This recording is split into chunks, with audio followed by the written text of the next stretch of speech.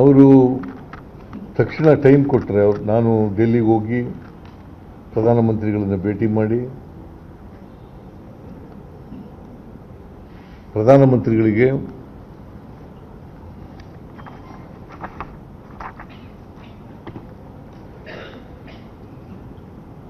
ರೈತರ ಸಮಸ್ಯೆಗಳ ಬಗ್ಗೆ ಚರ್ಚೆ ಮಾಡ್ತೀನಿ. ರೈತರು ಪ್ರತಿಭಟನೆ ಬಗ್ಗೆ, ರೈತರು ಏನನ್ನು ಒತ್ತಾಯ ಮಾಡ್ತಾ ಇದ್ದಾರೆ ಅದರ ಬಗ್ಗೆ. ಯಾಕಂತಂದರೆ ಕನಿಷ್ಠ ಪಕ್ಷ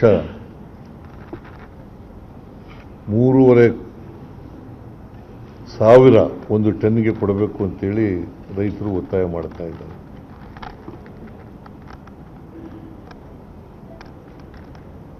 ನಾವು ನಮ್ಮ DC ಮೂಲಕ ಮತ್ತು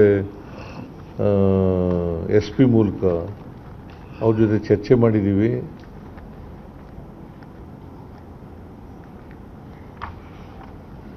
ಅವ್ರ ಜೊತೆ ಹೇಳಿ ಕಳಿಸಿದ್ದೀವಿ. ಏನಪ್ಪ ಅಂತಂದರೆ 3,200 ರೂಪಾಯಿ 3,200 ರೂಪಾಯಿ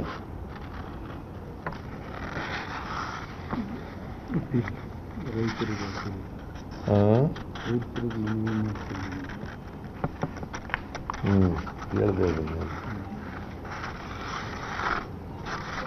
3,200 ರೂಪಾಯಿವರೆಗೂ ಎಲ್ಲಿದೆ ಅದು?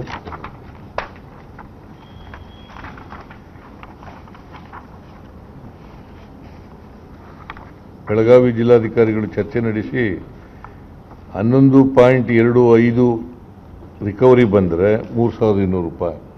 11.25 ರಿಕವರಿ ಬಂದರೆ ಹೌದೌದು, ಹೊರತುಪಡಿಸಿ FRPನೂ ಹಂಗೆ ಆಗ್ತದೆ. ಕೇಂದ್ರ ಸರ್ಕಾರ FRP ಹೊರತುಪಡಿಸಿ ಯಾವುದು including harvesting and transport cost.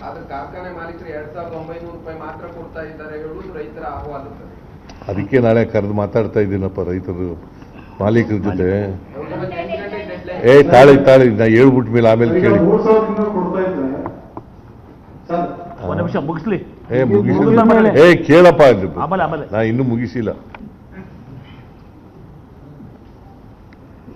10.25 recovery ಬಂದರೆ 3,100 ರೂಪಾಯಿ. 10.25 ರಿಕವರಿ ಬಂದರೆ 3,100 ರೂಪಾಯಿ. ಇದನ್ನು ರೈತರಿಗೆ ಮುಟ್ಟಿಸಿದ್ದೀವಿ. ನಿನ್ನೆ ಅವ್ರನ್ನ ಭೇಟಿ ಮಾಡಬೇಕು ಅಂತೇಳಿ ನಮ್ಮ HK ಪಾಟೀಲರು ಕೂಡ ಆಮಂತ್ರಣ ಕೊಟ್ಟಿದ್ದಾರೆ. ಆಮೇಲೆ ಸರ್, ಇದು ಬೆಲ್ಗಾಮ್ನಾಗ ಏನು 3,200 3,100 ಇದ್ರ ಜೊತೆಗೆ 900 ರೂಪಾಯಿ ಇದು ಖರ್ಚು ಬರ್ತದೆ ಕಟಾವು ಬರ್ತದೆ. ಅದು ಕಟಾವು ಮತ್ತು ಟ್ರಾನ್ಸ್ಪೋರ್ಟೇಷನ್ ಕಾಸ್ಟ್ 900 ರೂಪಾಯಿ ಬರ್ತದೆ. 4,200 ಆಗುತ್ತೆ ಸರ್. 4,100 4,100 ಆಗ್ತದೆ. ಆಮೇಲೆ 3,000 4,000 ಆಗುತ್ತೆ. ಆಮೇಲೆ ಇಟ್ ವೇರೀಸ್ ರಿಕವರಿ. ಈಗ 10.25 FRP ನಿಗದಿ ಮಾಡಲಿಕ್ಕೆ ಮೂಲ ಇಟ್ಕೊಂಡಿದ್ದಾರೆ, ಬೇಸಿಕ್ ರಿಕವರಿ. ಅದರ ಮೇಲೆ ಇನ್ನೂ ಅದಕ್ಕಿಂತ ಜಾಸ್ತಿ ಬರ್ತದೆ. 12 ಬರ್ಬೋದು, 12.5 ಬರ್ಬೋದು, 12.5 ಬರ್ಬೋದು.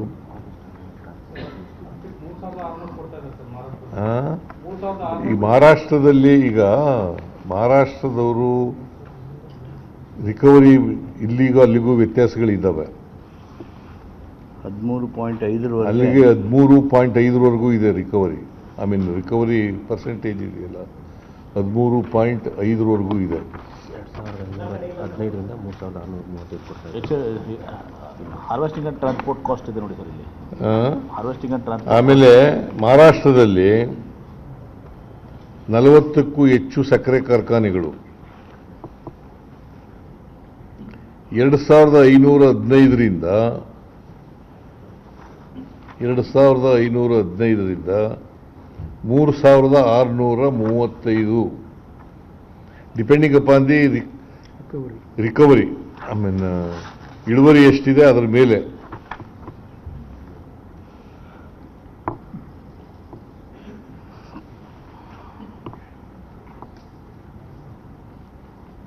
(2015)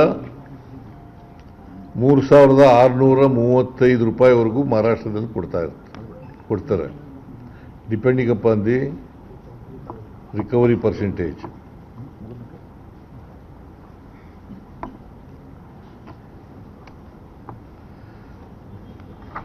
ಒಟ್ಟಾರೆಯಾಗಿ ನಾಳೆ ಅಂತಿಮವಾಗಿ ತೀರ್ಮಾನ ಮಾಡ್ತೀವಿ. ಮಾಲೀಕರ ಜೊತೆ ಮಾತಾಡಿ ಈಗ ಸರ್ ಕೇಂದ್ರ ಸರ್ಕಾರ ಕೊಡ್ತಾ ಇರುವಂಥದ್ದು 3550 FRP ಫಿಕ್ಸ್ ಮಾಡಿರುವಂಥದ್ದು 3550 ರೂಪಾಯಿ, 3290 ರೂಪಾಯಿ. ಅದು including harvesting and transportation of 900 rupees. 3550 ರೂಪಾಯಲ್ಲಿ 900 ರೂಪಾಯಿ ಹಾರ್ವೆಸ್ಟಿಂಗ್ ಆ್ಯಂಡ್ ಟ್ರಾನ್ಸ್ಪೋರ್ಟೇಷನ್ ಒಳಗೊಂಡಿದೆ ಅದು. ಆದರೆ ನಮ್ಮ ಸರ್ಕಾರ ಈಗ ಏನು 3200 ಹೇಳಿದೀವಲ್ಲ, ಅದು ಪ್ಲಸ್ ಹಾರ್ವೆಸ್ಟಿಂಗ್ ಆ್ಯಂಡ್ ಟ್ರಾನ್ಸ್ಪೋರ್ಟೇಷನ್ ಹೇಳಿದ್ರೆ 4100 ಆಗ್ತದೆ, 4200 ಆಗ್ತದೆ ಇಲ್ಲಿ. ಎಲ್ಲ 800ರಿಂದ 1000 ರೂಪಾಯಿ ಆಗ್ತದೆ. 750 ಟು ಫಿಗರ್ ತಗೊಂಡಿದ್ದಾರೆ ಕೇಂದ್ರ ಸರ್ಕಾರ ಇನ್ಕ್ಲೂಡಿಂಗ್ ಆಫ್ ಅದು ಹಾರ್ವೆಸ್ಟಿಂಗ್ ಅಂಡ್ ಟ್ರಾನ್ಸ್ಪೋರ್ಟೇಷನ್. ಅದು ಕೇಂದ್ರ ಸರ್ಕಾರದ 3550 ರೂಪಾಯಿ. ಆದರೆ ಇಲ್ಲಿ ಸ್ಟೇಟ್ನಲ್ಲಿ 3200 ಪ್ಲಸ್ 800ರಿಂದ 1000 ರೂಪಾಯಿವರೆಗೆ ಡಿಫರೆನ್ಸ್ ಆಗ್ತದೆ. ನೀವು ಹೇಳಿದಾಗೆ ಅಂದರೆ 4000 ದಾಟ್ತದೆ ನಮ್ಮದು ಕೇಂದ್ರ. ಅದು ಅದು minus transport minus harvesting and transportation.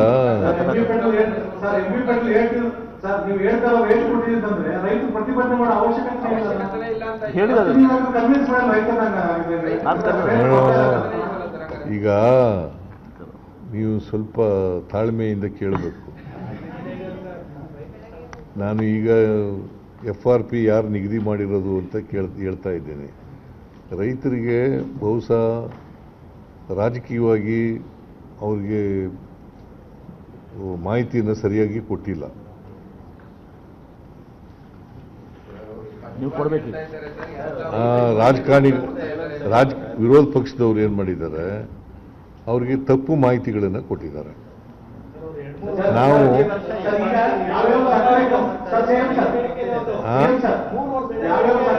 ಯಾರು 3 ವರ್ಷದಿಂದ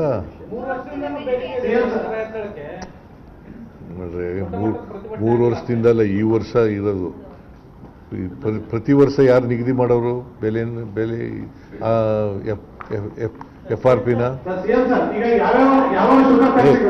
ಒಬ್ಬರು